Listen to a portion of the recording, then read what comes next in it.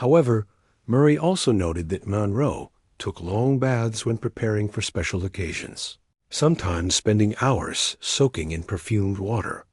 The gap between Monroe's glamorous public image and her private reality reflects the broader contradiction of her life.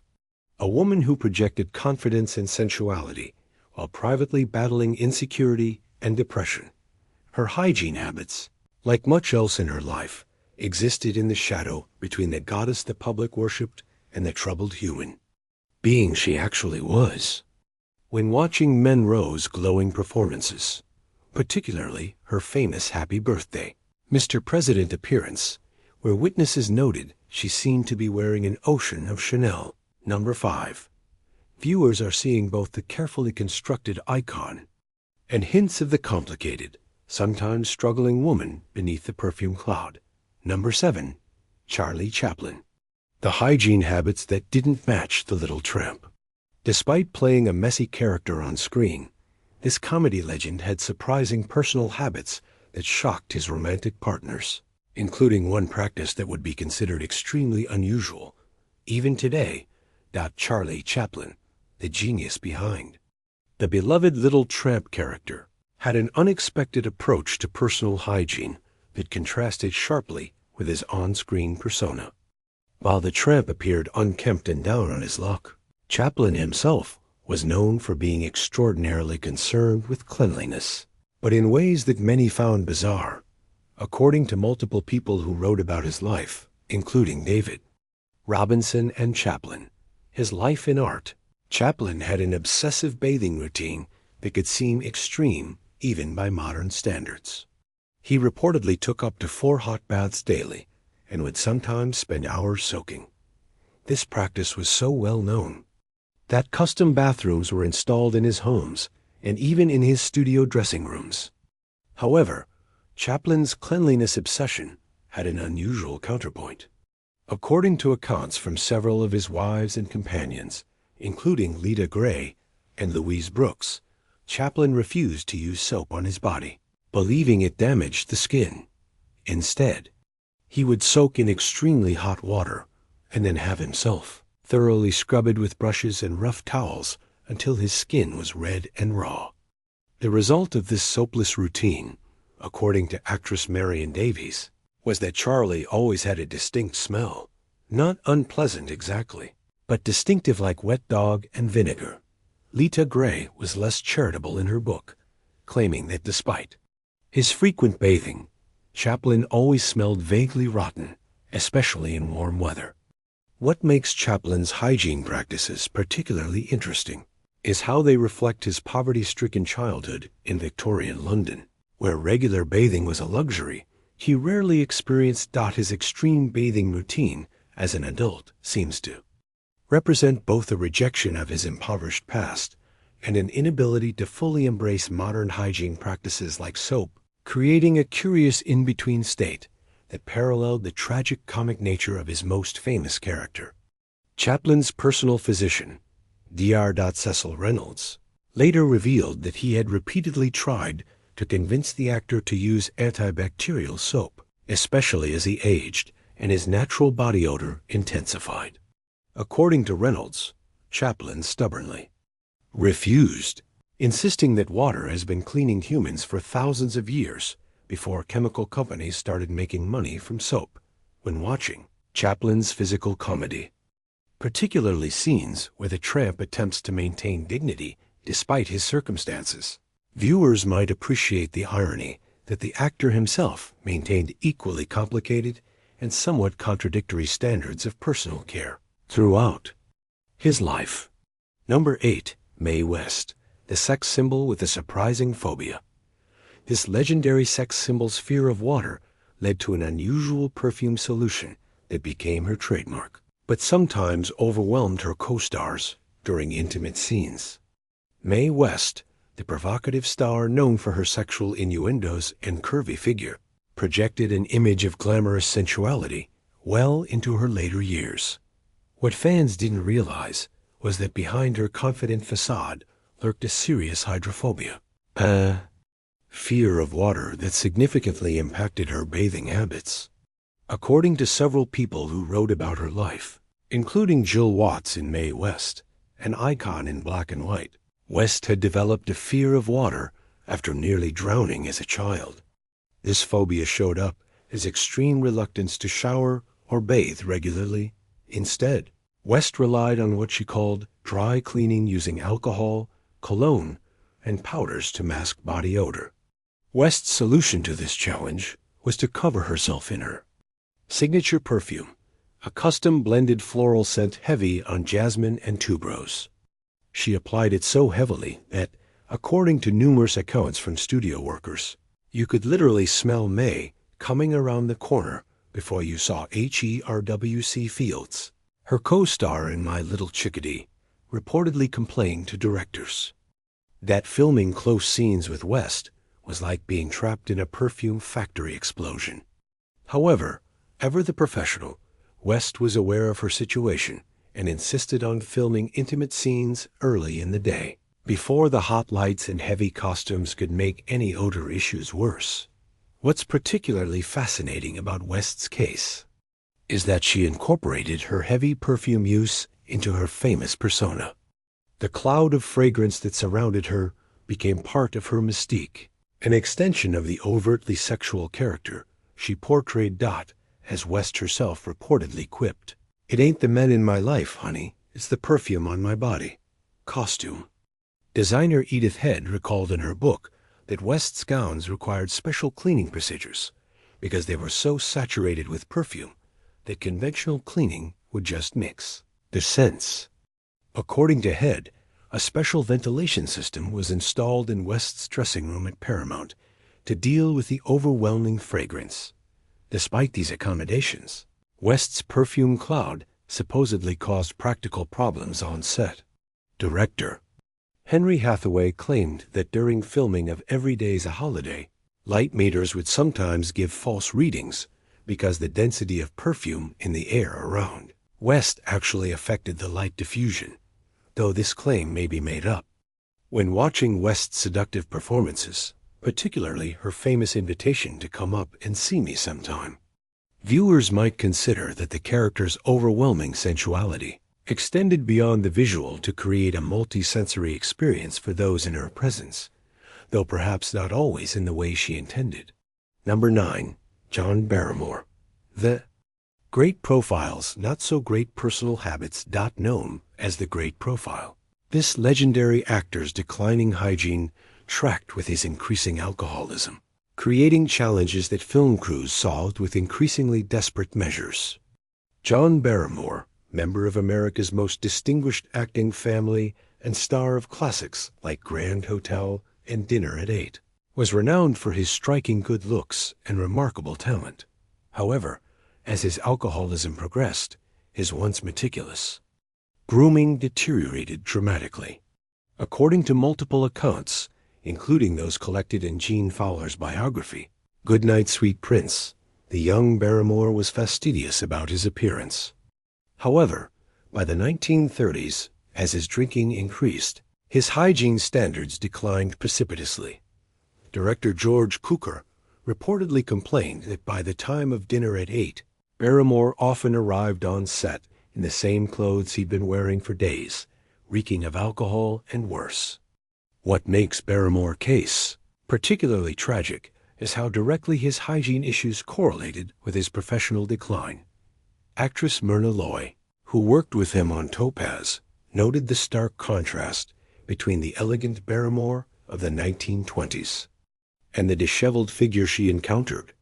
The man I met smelled of stale whiskey at 9 a.m. and often wore makeup that had been slept in from the previous day.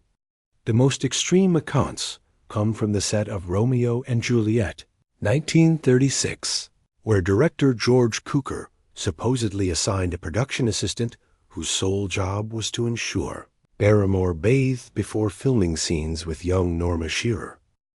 According to set reports, this sometimes required physically escorting the actor to his dressing room shower. Barrymore drinking companions from his final years reported that he often joked about his condition. When friend Gene Fowler once suggested he might benefit from a bath, Barrymore reportedly responded, Why should I bathe when I'll just get dirty again? Do you wash a cup before you fill it with coffee? By the time of his death in 1942, Barrymore, personal neglect had become legendary in Hollywood. Errol Flynn himself, no perfect example of hygiene, commented after visiting Barrymore's apartment that the place smelled like a distillery had opened up inside a locker room. A stark contrast between Barrymore's refined screen image and his deteriorating personal condition in his later years represents one of Hollywood's most sad falls from grace. His profile may have remained great until the end, but the rest of his presentation told the story of a brilliant star in serious decline. When watching Barrymore performances, particularly his later work, viewers are witnessing an actor maintaining his aristocratic bearing on screen, while his personal life had descended into a state that was anything but dignified. A testament to both his remarkable talent and the devastating effects of his alcoholism. These stories of Hollywood icons and their hygiene challenges reveal much more than just celebrity gossip. They offer unique insights into both the realities of filmmaking during the golden age and the complex humanity behind the carefully crafted star images of the era. First, it's crucial to understand these accounts within their historical context. Before air conditioning became standard, film sets were notoriously hot environments. Powerful lights could raise temperatures to over 100 degrees, and heavy costumes, often made of wool, velvet, or other natural fibers, became sweat-soaked torture devices under these conditions. Even the most careful performers would struggle to remain fresh during 12-hour shooting days in such environments. Additionally, hygiene standards themselves were different. Daily showering only became common practice in America during the post-World War II era. Deodorant wasn't widely used until the 1950s, and many products we consider basic today were either unavailable or in their infancy. What might seem shocking by today's standards was often unremarkable in its time. The studio system itself contributed to these issues in contradictory ways. Studios carefully crafted idealized public images for their stars, while simultaneously subjecting them to working conditions that made maintaining those standards nearly impossible. The gap between the perfection demanded in publicity materials and the physical realities of filmmaking created a pressure that many stars couldn't reconcile. Perhaps most significantly, these hygiene anecdotes humanize figures we've elevated to mythical status. The knowledge that Marilyn Monroe sometimes struggled with basic self-care during depressive episodes, or that Clark Gable battled dental problems, doesn't diminish their achievements. It reminds us that even the most glowing stars faced ordinary human challenges, sometimes while creating extraordinary art. While some of these accounts undoubtedly grew in the telling, Hollywood has always loved a good story, especially one that cuts oversized personalities down to human scale. Many are documented in multiple, reliable sources. They offer a counterbalance to the sanitized histories the studio publicity departments worked so hard to construct. For modern fans of classic cinema, these stories provide a more complete picture of beloved performers. Understanding that Errol Flynn's swashbuckling heroics were accomplished while wearing sweat-soaked costumes that required special cleaning, or that Marlon Brando's intensity sometimes came with smell-related challenges for his co-stars adds texture to our appreciation of their work. These accounts also light up the extraordinary professionalism of Golden Age performers who worked through physical discomfort, personal struggles, and sometimes challenging co-stars to create the seemingly effortless glamour we still admire today. When Vivian Leigh maintained perfect Southern charm while kissing Clark Gable despite his dental issues, or Joan Crawford's co-stars performed romantic scenes through clouds of rubbing alcohol and vinegar, they were demonstrating the show must go on attitude that defined their era. In many ways, these hygiene stories represent the perfect metaphor for Hollywood itself, an industry built on presenting perfected illusions while grappling with complicated, sometimes messy realities, just out of frame. Clark Gable's dentures, Marilyn's perfume cloud, Chaplin's strange bathing rituals. These weren't just quirks, but windows into the real people behind the perfectly lit images we've treasured for generations. The next time you watch a classic Hollywood film, consider the unwritten stories behind those flawless performances. When Bogart and Bacall generate burning chemistry, remember they were working under blazing hot lights in an era before effective deodorant. When Cary Grant appears impossibly debonair in every scene, appreciate that his immaculate presentation required extraordinary effort in physically demanding conditions. These glimpses behind the curtain don't diminish the magic of Golden Age cinema. They enhance our appreciation for the very human artists who created it. Their faults and struggles, their coping mechanisms and compromises remind us that greatness doesn't require perfection. Sometimes it emerges despite very human limitations. Could have included many other hygiene legends from classic Hollywood, from Bette Davis's notorious perspiration issues to Humphrey Bogart's reported bad breath. Which other surprising star stories have you heard?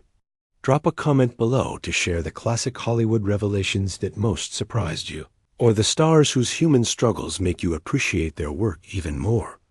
If you enjoyed this glimpse behind Hollywood's polished facade, hit that like button and subscribe for more explorations of cinema history that go beyond the authorized biographies.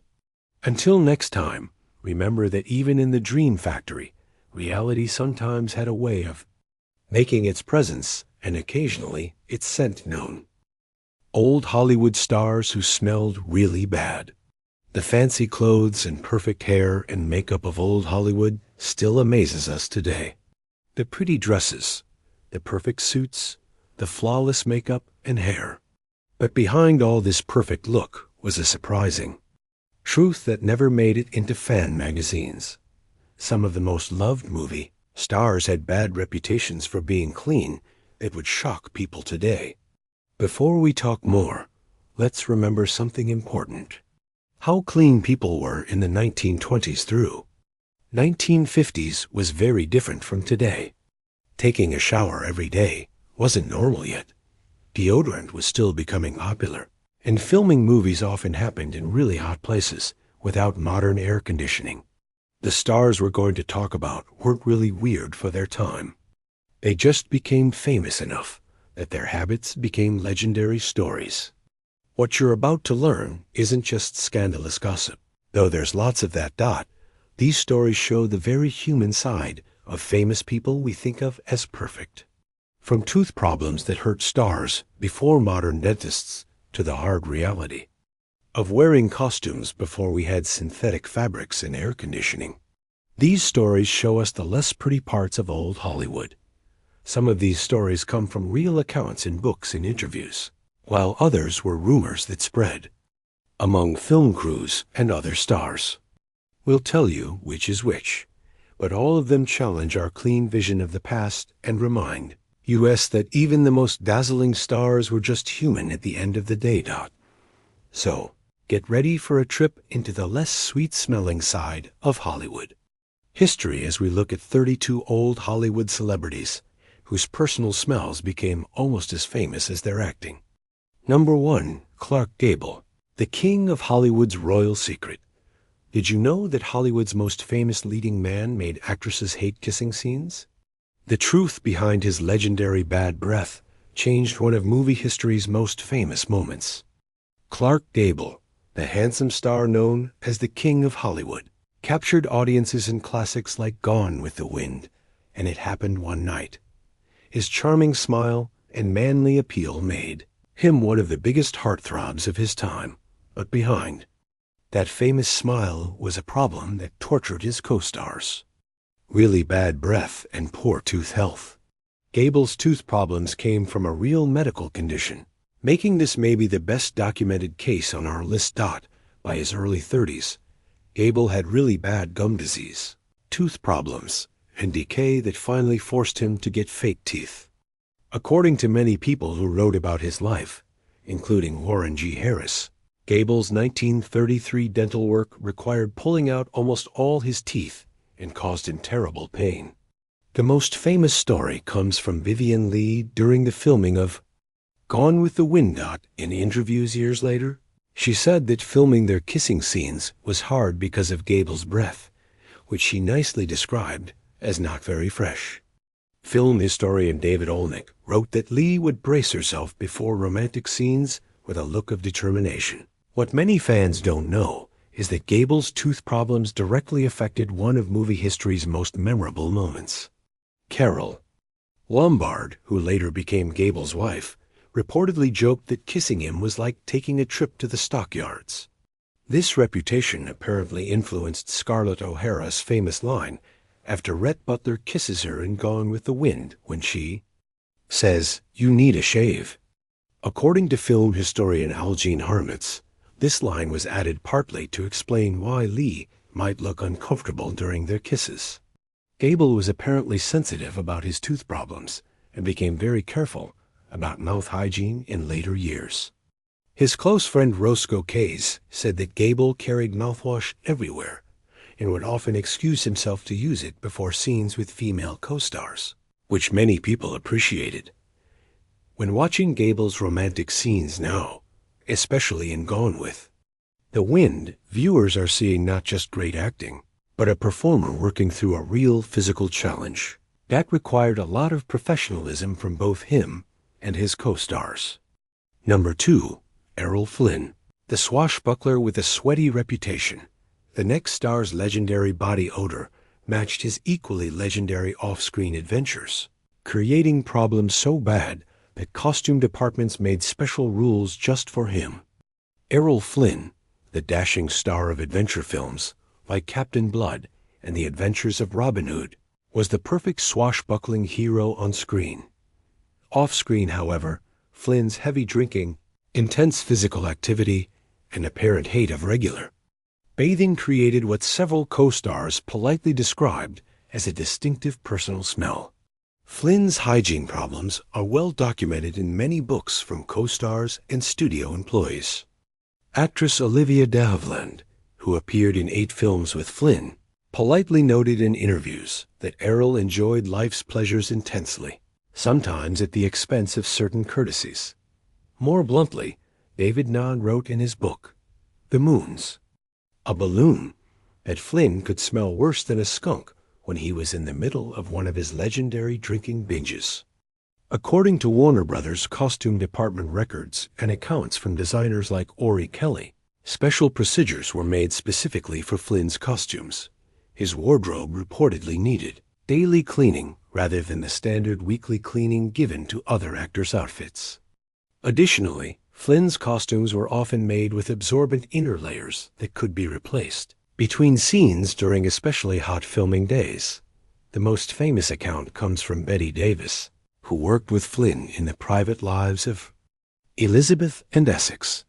In interviews years later, she claimed that during their scenes together, she would sometimes turn her head, not for dramatic effect, but because the combination of alcohol coming from his skin and his general lack of friendship with soap had become too much. Flynn himself seemed unconcerned with these rumors.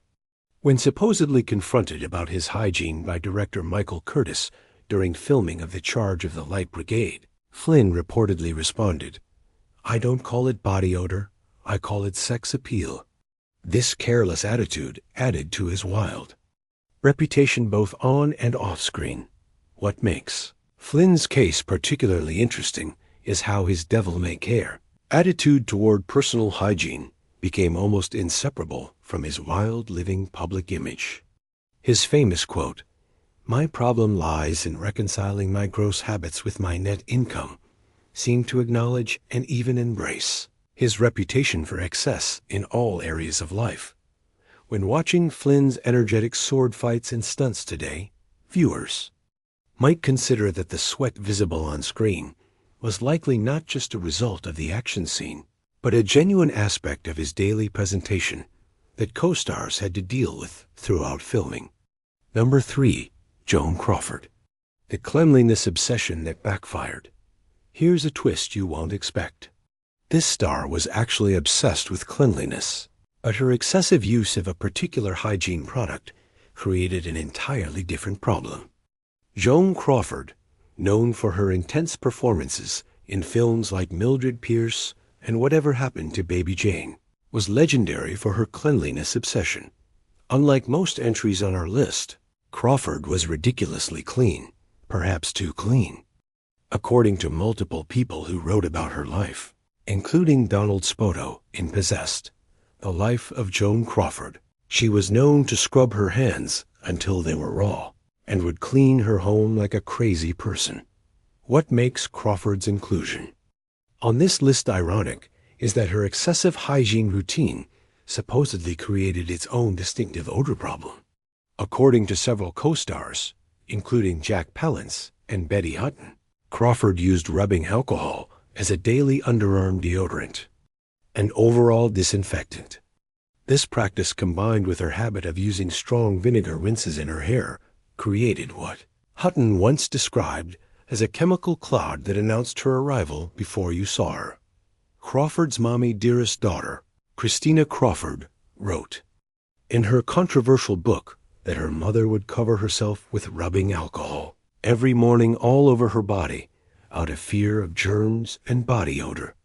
This practice was apparently so well known that Billy Wilder reportedly joked, "Joan Crawford has driven more men to drink than Warner Brothers has, and they all smelled like a hospital after." Bette Davis, Crawford's famous rival and co-star, in Whatever Happened to Baby Jane, once commented that working with Crawford was like acting across from a disinfected dead body. While Davis and Crawford's mutual hatred is well documented, making her testimony suspect, similar observations came from more neutral sources. Film historian David Shipman noted that Crawford's peculiar smell became stronger in her later years as her alcohol consumption increased, creating a unique combination of disinfectant and alcohol coming from her skin that makeup artists and costume designers often commented on. What's particularly fascinating about Crawford's case is how her obsessive cleanliness, rooted in her poverty-stricken childhood and fear of appearing unrefined, actually created its own distinctive smell signature. Her attempt to erase one perceived problem accidentally created another, a sad metaphor for Crawford's complex and often contradictory public image.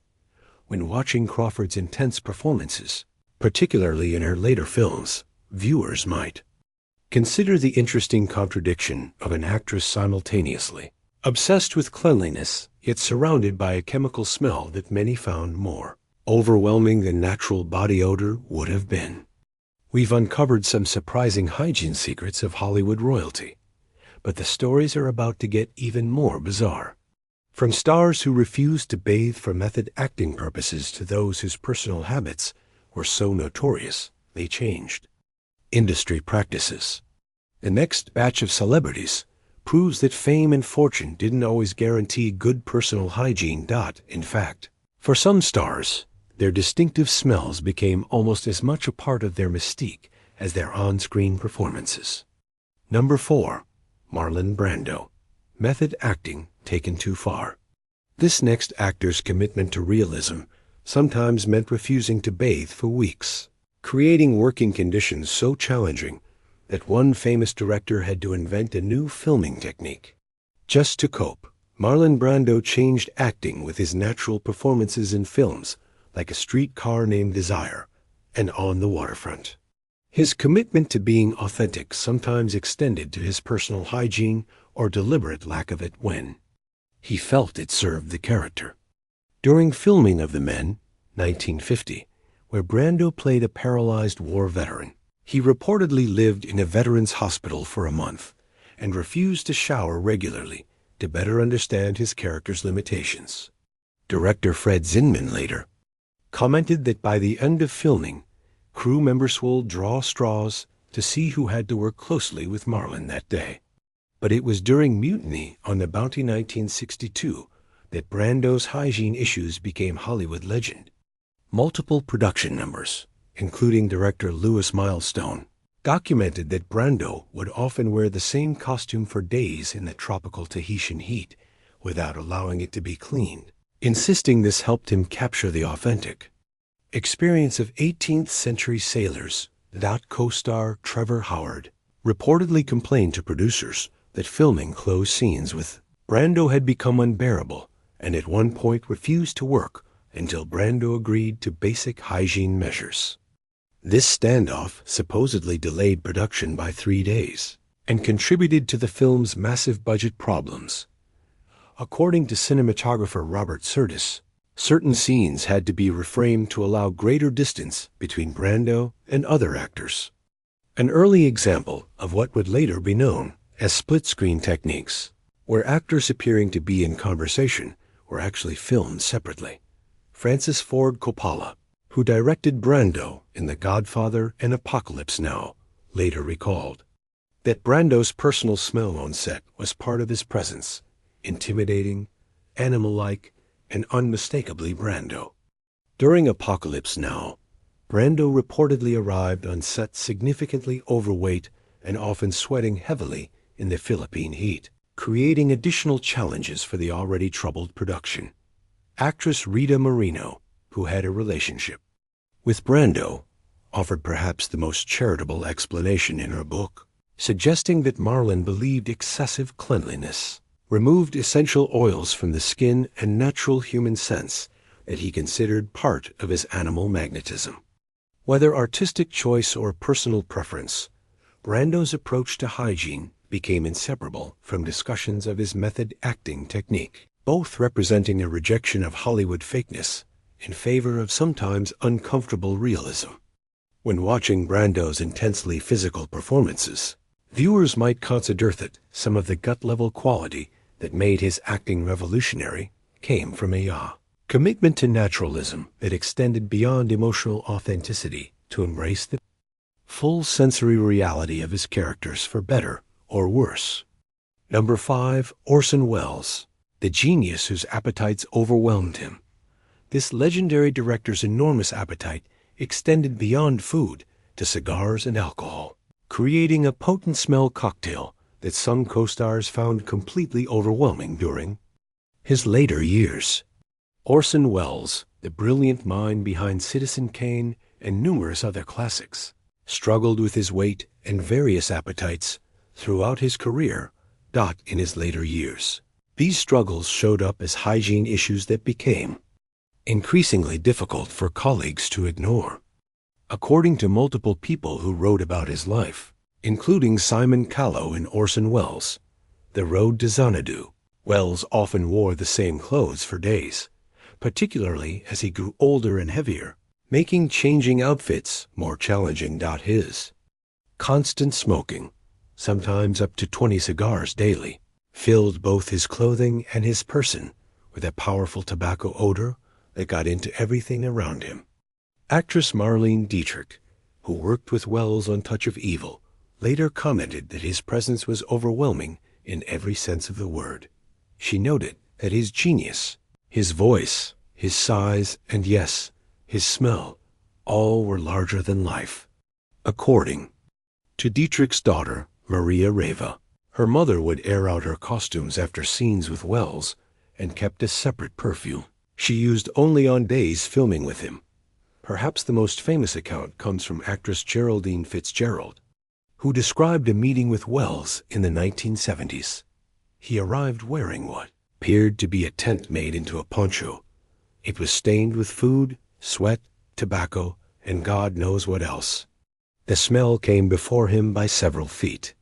Yet, when he spoke, all you could think about was the brilliance of his mind until you had to breathe in again.